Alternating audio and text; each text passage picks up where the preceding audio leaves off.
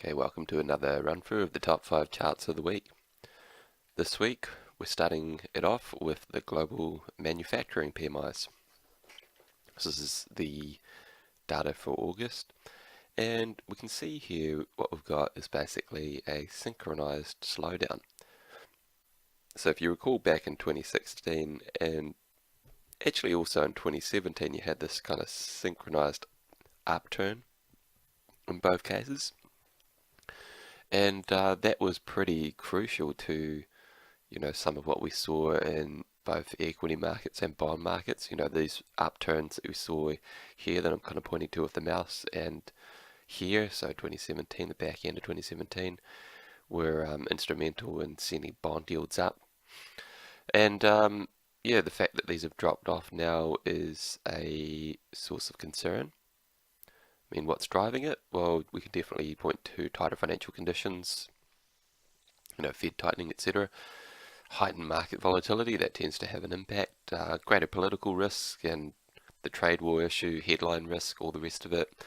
I think that there's definitely just a pure sentiment aspect of it in here. So I would say that, at least part of this move can be explained away as just the sentiment aspect. But, we have definitely seen we're seeing some of the activity data top out, not collapse or slow down materially by any means, but at least top out. So maybe it's just settling into a more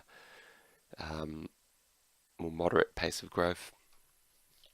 Anyway, I'd mention on this one I would be, because I think that there is definitely a sentiment aspect to it that I wouldn't be panicking on the back of this chart just yet, but certainly vigilant. Speaking of tighter financial conditions, one contributor to that is the withdrawal of stimulus.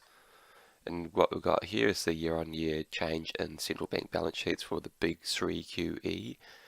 And you can see that the Fed is definitely quite materially actually contracting its balance sheet on a year-on-year basis now, and the BOJ, ECB are expanding at a much slower pace, and are directionally both headed towards the exit. So this is, again, I mentioned this before as one of the key challenges for asset allocation in this year as well as the years to come. And I've got a link here which is did a little bit of a Bloomberg piece there on the Bank of Japan in particular. A lot of very interesting what's going on there. Number 3 is the Fed and EM central bank monetary policy rates. So in the red line there you've got a composite of emerging market central bank interest rates, and in the black line there you've got the shadow Fed funds rate, which is the Fed funds rate adjusted for the impact of QE. The key point there is that as the Fed tightens policy, that tends to bring or drag emerging market central banks down a path of tightening as well. And there's a few reasons for that. One is the currency. They have to try and increase their rates to defend the currency. The other one is that generally when you have this kind of rates divergence, you get downward pressure on the EMFX, and that puts upward pressure on inflation. And of course, most central banks in general have, but especially in most emerging markets, most in general have an inflation targeting mandate. So yeah, and what we're seeing there is basically emerging markets getting squeezed from being forced to tighten by the Fed, and also just the general tightening effect of stronger US dollar and Fed QT. Number 4 here is the pound, so GBPUSD, and the question there, should you remain or exit? And what we've got in the black line there is the valuation indicator, showing it as pretty undervalued, and the red line there, speculative futures positioning, shows that traders are pretty short. So if you see an asset which is hated, unloved, which is, you can see in the short positioning there, and undervalued, it's a pretty, it's something that you should definitely pay attention to. and something I wrote about in the latest weekly report. Just sing out if you want a copy of that. Number 5 is the TED spread and 3-month LIBOR-OIS. And yeah, both of them have calmed down a bit after spiking sort of earlier in the year. It was, every time these flare up, you tend to have a slew of articles and narratives and commentaries coming out.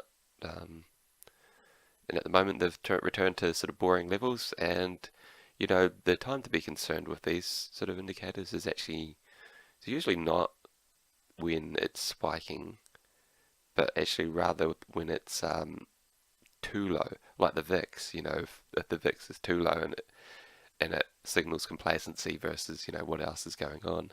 Like around the turn of the year, I had a bunch of models saying that the VIX should be trading around 14, 15.